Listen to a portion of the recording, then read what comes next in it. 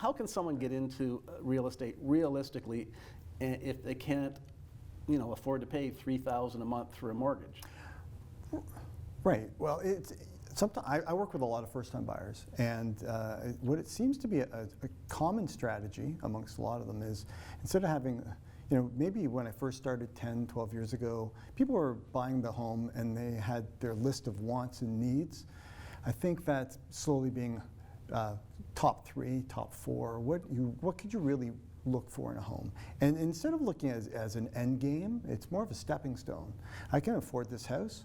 I'm going to either that, or the option would be renting or something like that, and using that as an investment, looking at what they can afford, and then maybe 3-5 years down the road, when they've sort of increased their equity, paid down their mortgage a little bit, then transitioning to maybe something that hits more of the checks off their list, right? So that's one way. There is also some people that I know that are being creative. They're looking at duplexes, friends, family members, and okay, I'll take half, you take half. We're going to buy this house together. Maybe our goal is 5 years. We'll have saved some money. We can then maybe draw some equity out, purchase our own individual's home, keep this as a income property or something like that. So I think sitting down with a realtor is important. Having a strategy, a plan, sitting down with your financial advisor. There's lots of great financial advisors that will, if this is your goal and this is what I'm doing here, how do I get there? And what are the steps that I need to do to get there? And then sort of have a team in place to help you get that home. Yeah. It's Tim, it's interesting to look at the opportunities to buy and look at what your strategies might be. That one of the things that's happening, and I don't know if AREA gets involved in this, is we're seeing bidding wars happening now. And at one time, you'd find a realtor, go around, there'd be offers on a house, it'd be on the market for 90 days.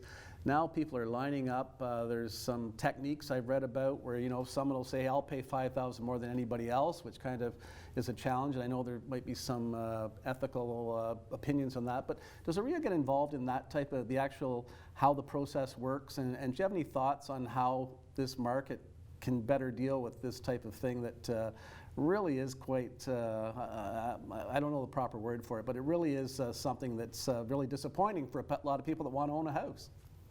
Oh, I totally get it. I mean, when you buy a home, it means more than just the investment. I remember when I bought my first home, I changed the man. I got more interested in knowing who my neighbors were, helping out in the local community, volunteering.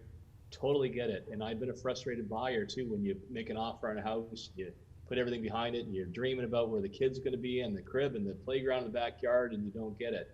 So here's what we do. Number one, we've talked very much about advocating for more choice in the marketplace, for sure, and affordability. Number two, we think there should be a choice in how you sell your home. If you want to use a traditional offer process that we're all familiar with, you own your home. You should be in the driver's seat, because after all, this is going to be your investment for moving up or for your retirement. If you want to have a process that's open like an auction, you should choose that too. So we've suggested that, and the province has agreed with us with new legislation they brought in last year. The other important part is we want to make sure that our members follow the rules. This is, you want to have that trusted advisor at your side when you're making the biggest investment of your life. So if we see members who aren't following the rules, who are taking advantage of somebody, we want them kicked out. We fought for an ability for greater fines, suspensions, or revocation of licenses for those who take advantage. I know John feels strongly about that. We want to make sure that you have trust in the realtor, a North American leader, and if they're not, we want the regulator to go after them. Tim, talking about the profession, I'm going to ask John about this.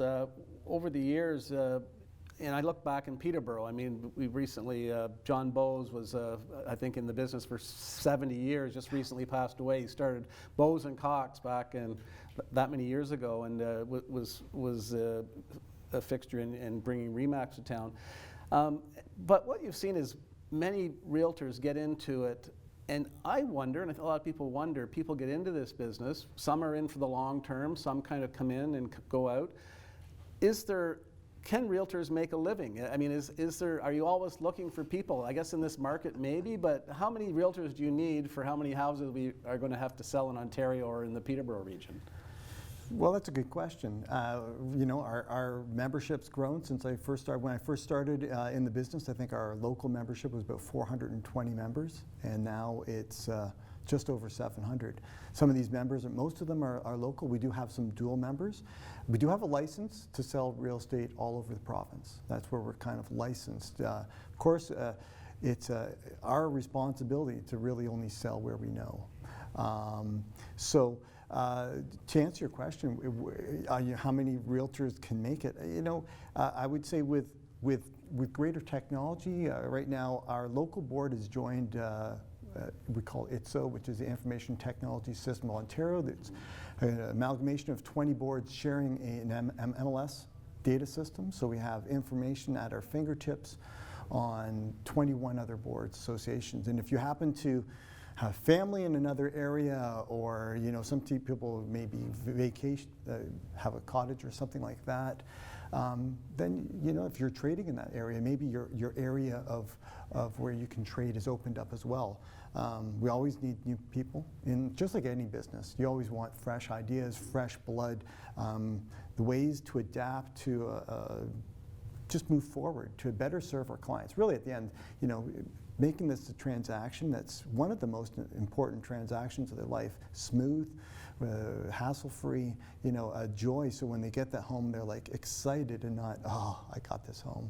But that's what we're there for. We really just want to make sure that this happens, and allowing people to make this purchase as smoothly as possible is instrumental. So I think that with the added technology that's available to us now, it gives us a broader area of where we can trade, and that allows us maybe then for those people that maybe need to travel a little further, they're able to travel further just to get the sales they need. Well, like everything in our society, this industry profession, this home building or sales has really burgeoned. I think back growing up in this region, there was a handful of realtors, Gray Monroe, Bowes and Cox, Irwin Sargent Lowe, Norm Boulder. I love history, there's some names from the past. And they all were locally based and operated locally. You usually knew them or had family in the area. Now, though, if you drive around to smaller communities, and the reason what you start seeing is we're a 705 area code. You see 905, even 613. 416 realtors coming into the Peterborough area. Tim, how is that managed? Is there anything, and John talked a bit about this working together, but what is the position of a Ontario association on realtors listing in communities that they might not actually be part of? Well, it's going to be up to the individual, either a home seller or buyers, to pick somebody, who they trust to do the job. And you're right, there are a lot of realtors. It's hyper competitive. John has talked about how there's been a significant switch to new technology, doing things remotely. Talk about the old days, the notion of driving around with your realtor on a weekend and visiting 8 or 10 open houses, the thing of the past. Now you do the virtual searches, you really narrow it down, which actually saves two very precious commodities to people, time and money. But I always think that you want to know somebody who knows the market cold, right? Living in an area like Peterborough County is a hell of a lot different than living in a major city, where they don't have to worry about cisterns, they don't have to worry about septic, don't have to worry about the waterways nearly as much. So I always think if you're making the biggest decision of your life, you got to trust somebody who knows what's going on in the backyard, in the field behind you, what's happening down the street in the community. And our realtors there in PCAR and guys like John, they're every day making sure they're staying on top of the vibes in the community to give that best advice. Why would you want to miss out on that? Tim, I'm going to ask you a question. I don't know if you have an answer, but I'll let you try. How long is this current boom going to last in your judgment? As long as, so I think what you'll see now, and John will tell me what's going on the street in Peterborough, here's province-wide. Whenever you see prices go up like they have, you'll see some people say, well, look what, Judy and Bill got for the house down the street. That's way more than we bought for, so maybe we should put our house in the market. You'll see the market react in more inventory.